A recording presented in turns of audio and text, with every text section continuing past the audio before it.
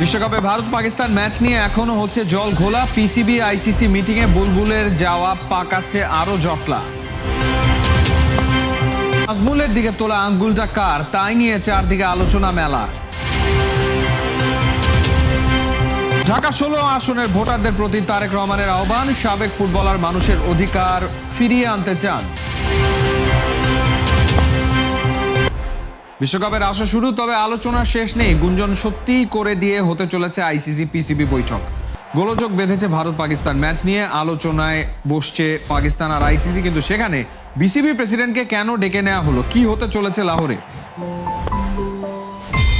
Bat versus ball, experience versus nerve, master stroke versus disaster. বিশ্বকাপের লড়াইটা শুরু হওয়ার কথা ছিল ঠিক এমন ভাবে, তবে ক্ষমতার দম্ভে বাংলাদেশকে বিদায় করে দিয়ে শুরু হয়েছে ইতিহাসের সবচেয়ে সমালোচিত ম্যারমেরে টি-20 বিশ্বকাপ।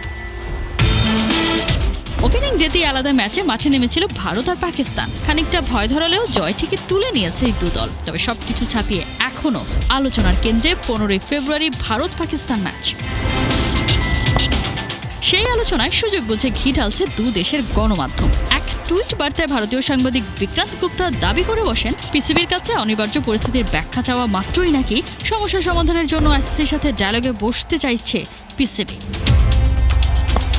সেই টুইট আবার ছড়িয়ে পড়তে জবাব নিয়ে হাজির পিসিবির মুখপাত্র আমির মীর। বিক্রান্ত গুপ্তার দাবি পুরোপুরি অস্বীকার করেন আমির, বলেন ভারতীয় গণমাধ্যমের কাজই হলো কাল্পনিক গল্প ফাঁদা। তিনি আরও বলেন, একটু ধৈর্য ধরুন, দেখবেন কে আসলে কাকে নক করেছে।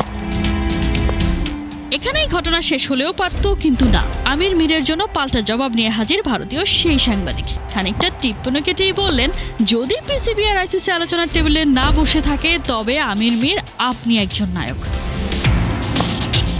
বিক্রান্তের সেই কথা মাটিতে পড়তে দেরি। রাত পোহাতেই শোনা গেল লাহোরের জরুরি বৈঠক। উদ্যোক্তা আইসিসি, সেখানে আছে পিসিবি। শুধু তাই নয়, পরিস্থিতি এতটাই বেগতিক, সেখানে আছে বিসিবিও।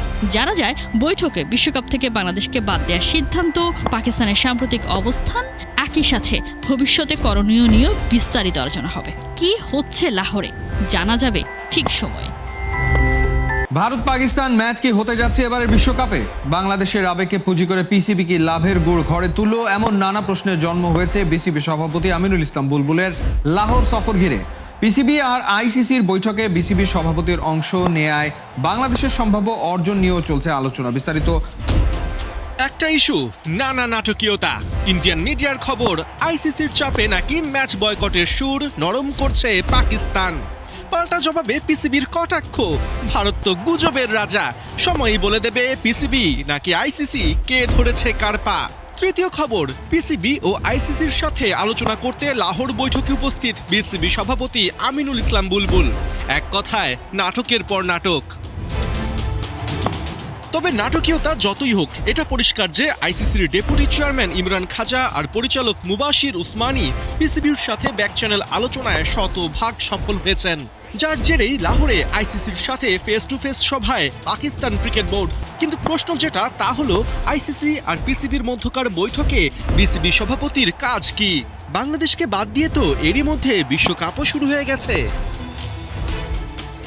মূলত বাংলাদেশের পাশে দাঁড়িয়ে ভারতের বিপক্ষে ম্যাচ বয়কটের সিদ্ধান্ত নেয় পিসিবির ওপর প্রতিনিয়ত চাপ বাড়ছে। 15 ফেব্রুয়ারি ম্যাচ না খেললে পিসিবির কাছ থেকে ক্ষতিপূরণ নেওয়া হতে পারে, এমন পয়েন্ট তুলতেই নাকি নড়ে চড়ে বসেছে পাকিস্তান। এতদিন যে ফোর্স মেজরের কথা বলে ভারত ম্যাচ অ্যাভয়েড করার কথা বলছিল পিসিবি, সেই ফোর্স মেজরের ব্যাখ্যাও নাকি আইসিসির কাছে অযৌক্তিক মনে হয়েছে। এরই মধ্যে আইসিসি জানতেও চেয়েছে সেই ফোর্স মেজর এড়াতে পিসিবি কি পদক্ষেপ নিয়েছে।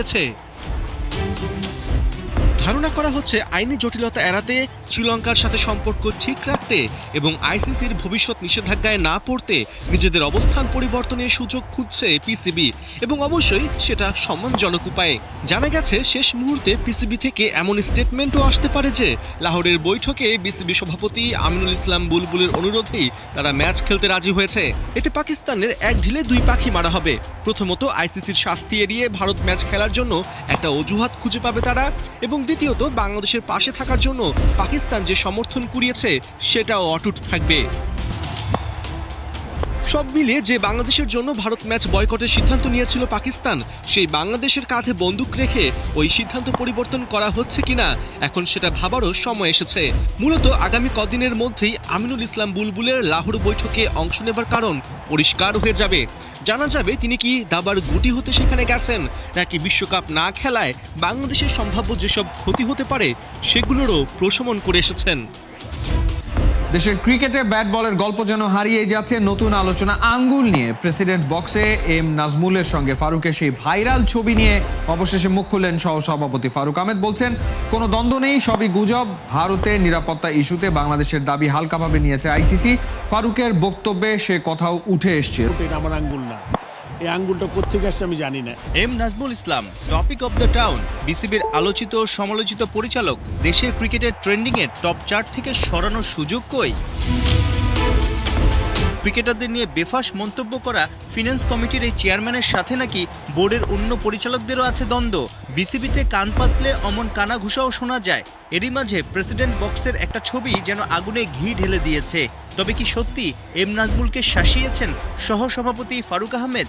এমন মুহূর্তেই বা কিভাবে লেন্সে ধরা পড়ল? ভালো করে খেয়াল করেন, আমি মনে হয় আমার আঙ্গুলটা, এটা আমার আঙ্গুল না, এই আঙ্গুলটা কোত্থেকে আসছে আমি জানি না। 1 2 নম্বর হলো কি, আপনার সামনে নির্লিপ্তভাবে একজন ভদ্রমহিলা আর তার বাচ্চা নিয়ে খেলা দেখছে, তার মাঝখানে 2 জন মানুষ, এটা কিভাবে সম্ভব? কোনো ভদ্রলোক এই কাজটা করতে পারে না। ছবিটা নিয়ে আমার সন্দেহ আছে। কথা বলার সময় তো হাত আর বন্ধ রাখতে হয় না, হাত চলতে থাকে। সো ওইটা যদি হয়েও থাকে, আমার মনে হয় এটা খুব সম্ভবত এটা বানানো একটা ছবি। এইটার কনটেক্সট ওটা কিছুই নাই এখানে, ঠিক আছে? এটা একদম অ্যাবসলিউটলি এই ধরনের কোনো আর্গুমেন্ট, কোনো কথা মানে বিন্দু মাত্র না। ফারুক শুধু বলার জন্যই বলেননি, ফুটেজও কথা বলে। রবিবার পূর্বাচলে সিসিডিএম টি-20 চ্যালেঞ্জ কাপের ফাইনালে দুজনকে দেখা গেছে খোশ মেজাজে। যদিও টি-20 বিশ্বকাপ ইস্যুতে ঠিকই আছে ক্ষোভ, হৃদয় ভাঙ্গা সবার। অ্যাজ এ প্লেয়ার অবশ্য আমার ভালো লাগছে না, কিন্তু আপনার কারণটা বুঝতে হবে যে আমাদের যদি একটা প্লেয়ার, একটা দর্শক, একটা জার্নালিস্ট, একটা অফিসিয়ালের যদি কোনো রকম একটা দুর্ঘটনা ঘটে, এবং যেটা ঘটার সম্ভাবনা ছিল প্রচুর। দেশে বইছে নির্বাচনী হাওয়া, সেই হাওয়া লেগেছে জাতীয় দলের সাবেক ক্যাপ্টেন তামিম ইকবালের শরীরেও। রবিবার গাজীপুর 2 আসনের বিএনপি মনোনীত প্রার্থী এম মঞ্জুরুল করিম রনির আমন্ত্রণে শহরের পিটিআই অডিটোরিয়ামে এক অনুষ্ঠানে অংশ নেন তামিম ইকবাল। আলোচনা করেন সব ধরনের খেলাধুলোর সুযোগ সুবিধা বৃদ্ধির ব্যাপারে। একটা স্কুলের সাথে আরেকটা স্কুলে একটা রেশারেশি থাকে, একটা মিষ্টি রেশারেশি থাকে। ওই রেশারেশিটা আমাদের স্পোর্টসে আনতে হবে। যে ফর এক্সাম্পল, আমি হলাম শানচান গ্রামার স্কুলের স্টুডেন্ট ছিলাম, আমার সাথে সিজিএস চিটংয়ের স্কুল, সবসময় একটা রেশারেশি থাকতো। যদি একটা ফুটবল খেলি, ক্রিকেট খেলি, পড়াশোনা, রেজাল্ট, সব দিক থেকে ওই ভালো জিনিসটাকে আমাদের স্পোর্টসে ইউটিলাইজ